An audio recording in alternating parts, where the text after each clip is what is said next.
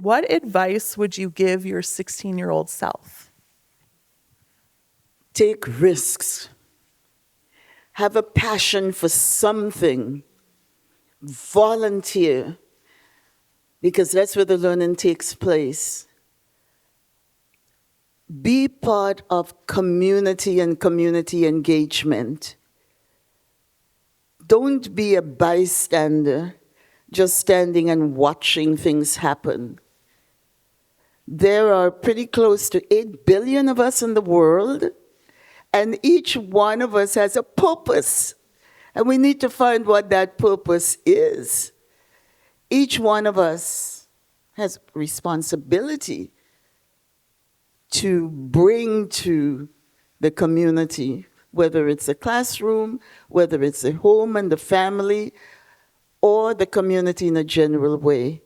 We have a responsibility. I say that to my 16-year-old self, and I say this today, that we have a responsibility to contribute, to be part of, to participate, to learn, to expand our horizon, to read and read and read.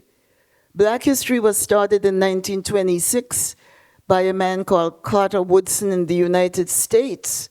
They're celebrating 100 years Black History Month in the United States. And he came from a situation where he knew nothing about Black people. And when he was able to read and see what Black people had been doing all the way back into the early ages, recognized that everyone should know this. And he was the one who really got the conversation going in American society. And so we have a lot of individuals in this room and around us who are making contributions, and we need to read, we need to know, and we need to participate. And whatever is happening in your classes, you need to get information out to others, because that's the only way, as a 16-year-old, you can work to your full potential when you recognize the importance of participation.